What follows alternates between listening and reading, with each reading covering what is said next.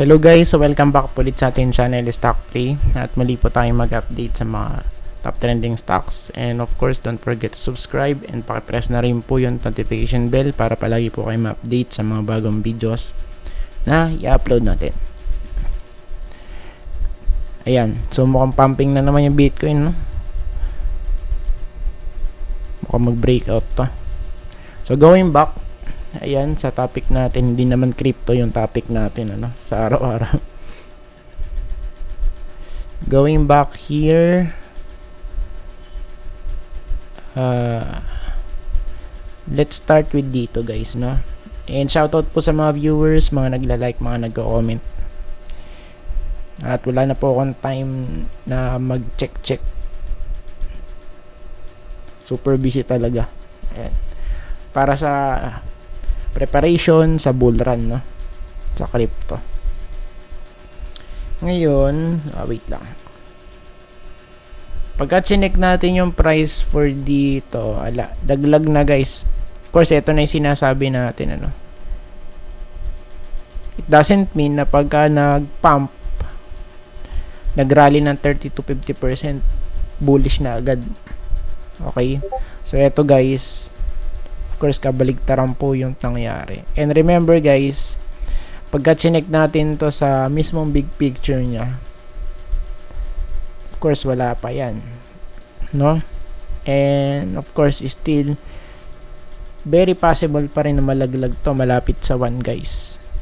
Kaya take note, pwedeng mangyari yan. So saan yung pwede natin i-target? Somewhere here sa area na to. Ayan. O ngayon, ang gawin natin, ayan, so medyo silipin natin kung saan yung boundary, ano. So at least pagka na-hit yung 1.18, 1.17, goodbye na yun, ano. Ayan, kasi kung titingnan natin, so yun yung pinaka range guys, ito kung saan nag-touch siya minimum. Ayan, kasi dito medyo hindi naman nag-touch sa babae, no? Pero kung yung natin pag-usapan natin, yung malapit sa 1, somewhere here sa 1.06, of course, possible pa rin yun, no?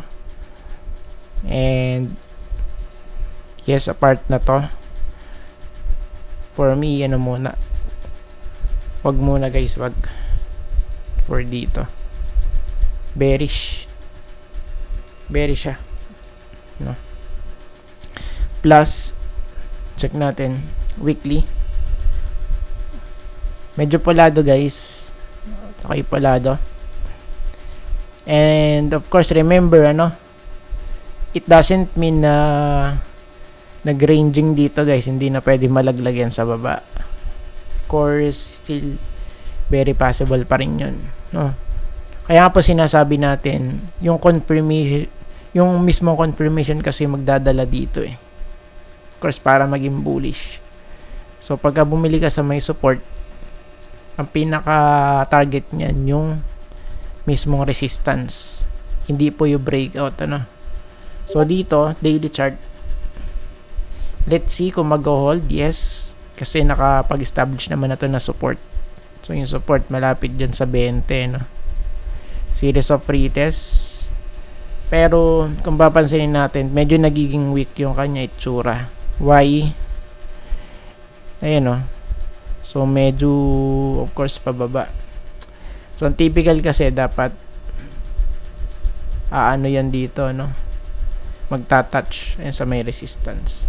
Ayan. So still tingnan pa rin natin, ano, kung paano yung magiging setup dito for plus. Next natin, OGP. Of course, trending din to guys. Check natin sa weekly. Okay, so medyo ano to, ano, kumbaga garapalan yung movement niya. 3 consecutive ano na to, weeks ng na pulado yung mismong candlestick. So, of course, kanina November 19, ano po yung nangyari. medyo naging wild yung kanyang candlestick. Mahaba parehas yung wick sa baba at taas, no? Pero still andun pa naman sa may support. Ayan, sa may 14 point something, ano. So kahapon nandito lang, pero nalaglag, guys. Ayan. So sinabi natin to before, mukha siyang mukhang reversal pattern, head and shoulder pattern. Head, tapos ito yung right shoulder. And kaya remember, guys, of course, palagi tayong maging prepared sa mga worst case scenario. So for this one, tignan natin. Next, MRC. Check natin MRC, guys. Okay. So since nalaglag to, this week naman is medyo nag-hold. Exactly, guys, dun sa may sinabi natin, malapit dun, ayun, sa may 0.75 na to, 0.77, So ngayon, ang natin, nakikita natin dito, still intact pa ba yung itsura niya? Bullish ba? For me, magiging bullish to, ipakakapanik dito, guys, sa 1.1 at least, Since 0.81 kasi, pwede pa rin to malaglag sa baba, Ayan, Kaya, yung mismong confirmation, yung pinakakailangan natin dito for MRC. Since fresh breakout, tapos fresh pa lang to na pullback, guys, na mako-consider. Ayan, sa daily chart, hindi na sustain dun sa may taas nung 200. So for now, still bearish pa rin to na mako-consider. Next natin, MEG. Check natin. Weekly chart. Of course, sa weekly tayo. So dito naman, medyo nag-rally, nag-hold sa may support. 2.1, 2.2 yung close. So, sa ngayon, tingnan natin kung magiging balance na ba yung kanya structure, We have here support. Okay, tapos nag-create ng base dito. Ayan, pero nag-breakout naman. And right now, let's see kung mag-hold na rito or masusustain. If ever man sa area na to. So, pagka nangyayari yun, medyo magiging bullish yung kanya structure based sa big picture, guys.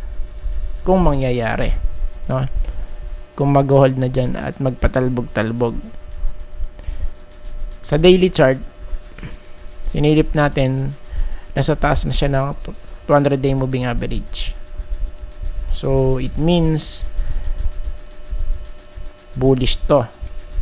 For now, especially kung magtutuloy-tuloy pa pataas. Ayan. So sa ngayon medyo pa to nanggaling sa 1.74 and right now nasa 2.2 na, Ayan. So for me medyo maganda rin to actually, MEG. Ngayon nga lang napapansin kaya nag-rally, Next, video. Of course, last na to. Ayan, para sa first video natin. Daily chart, weekly chart. Video, yes, nalaglag, guys, pero nag-hold naman dito sa may support. We're hoping na mag-retest ulit. And let's analyze if ever man na maging trending ulit to para masama natin.